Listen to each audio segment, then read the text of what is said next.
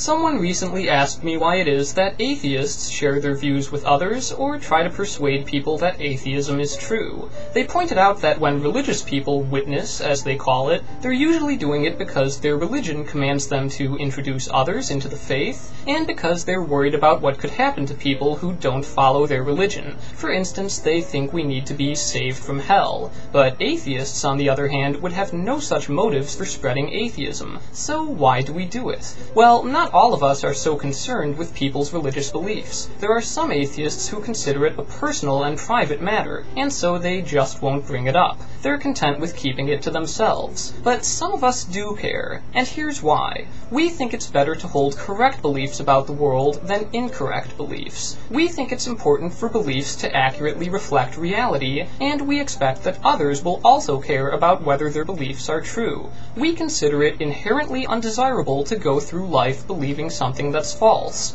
Why? Because beliefs are important. We decide how to act based on what we believe. And this means that believing things that are wrong can lead to doing things that are wrong. Acting on an incorrect belief can result in pointless, wasteful, even dangerous behavior. It is always a mistake. For that reason, we're concerned about the effects that religious belief has on individual people and on society as a whole. Believers are often compelled to engage in regular religious observance and donate to religious organizations that serve to promote and spread their faith. But if their religion is wrong, that means they've been wasting their time and money, which could have been used for something better. What good is it to devote a significant portion of your life and your income to something that isn't even real? Religious people also tend to pray, often to request some kind of assistance from their gods or saints. But if they don't exist, then prayer will never accomplish anything, and there's really no point to it. And if believers were aware of this, they might choose to take action themselves instead.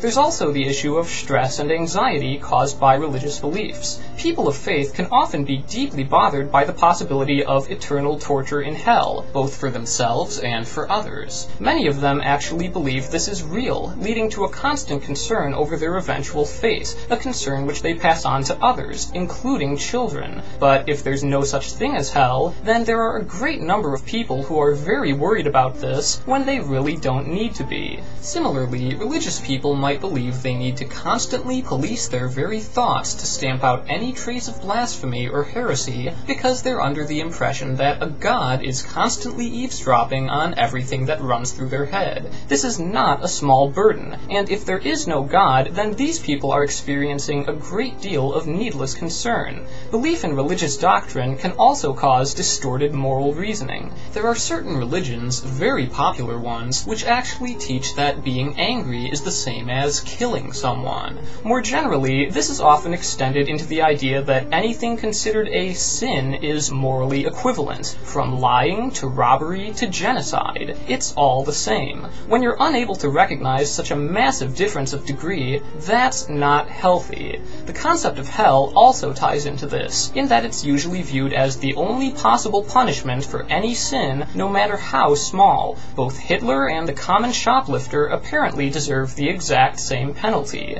Anyone who seriously believes this has been robbed of the ability to understand the importance of a proportional response. If a person goes through life believing that nearly everyone around them deserves to be tortured forever for their most minor transgressions, that's kind of a problem. Another issue is the potential for religious differences to cause conflict within families. Most religions don't look favorably upon non-believers, to say the least, and disagreements over what people seriously believe to be matters of mortal importance can provoke all kinds of division. Even Jesus proclaimed that his teachings would be so controversial they would split families apart. But if none of this is true, then these beliefs have turned people against one another for no good reason at all. In extreme cases, religious beliefs can lead people to deny life-saving medical treatments. Jehovah's Witnesses have been known to refuse blood transfusions and die as a result, and the unfortunately named Christian Scientists will often avoid any medical care. But if their beliefs are actually false, then these people have died for nothing. If it weren't for their religion, there's a good chance that they would have lived. And that's very sad. Beyond the consequences for individuals, there's also a cumulative impact on society when large numbers of religious people act on their beliefs. Many religions have organized to oppose any legal recognition of the equality of gays and lesbians based on their teachings and doctrines. But if their religion is wrong, then there's no reason for them to do this. Innocent people are being portrayed as inferior and subjected to obvious injustice because of these false religions. Similarly, religious morality equating embryos to full-grown infants is largely responsible for the erosion of women's reproductive rights. More directly, these beliefs often lead to the organized harassment of patients and staff at abortion clinics, sometimes escalating to violence. If these religions are false, then all of this is for nothing. Many schools have chosen to weaken the standards for science education and sex education in order to bring them in line with certain religious views. The people whose very job it is to teach students are instead intentionally compromising their education just to satisfy their religious beliefs. And if it weren't for these beliefs, this wouldn't be happening. There's also the role of religion in responding to the AIDS crisis in Africa. There are actually religious movements operating in Africa which are telling people they shouldn't use condoms to prevent the spread of STDs because it's contrary to their religion.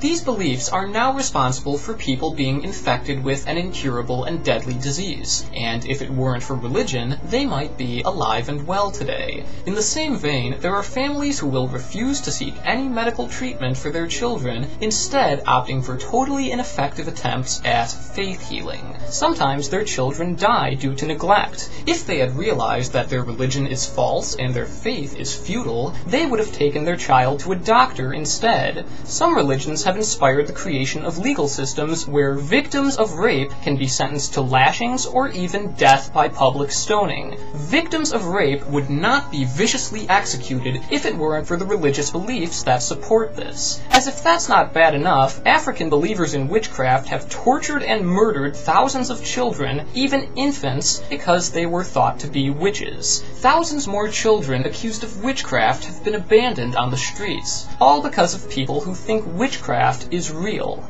Now, if you were there at the moment when these people were about to burn a child alive for being a witch, wouldn't you tell them, "Stop that! There's no such thing as witchcraft. You don't need to do this." Of course you would. Any reasonable person would. Anyone who cares about human life and well-being would. And if you can understand why you would do that, then you can also understand why atheists oppose religion. The beliefs may be different, the damage may come in other forms, but the principle is the same. To ask why atheists share their views is to ask why we care about what's true, or why we care if our beliefs about the world are accurate. We're not concerned about what could happen to people in the afterlife. We're worried about what's happening to people in this life. Belief in false things is causing problems. This bothers us, we would like it to stop, and we need your help. And that is why atheists witness.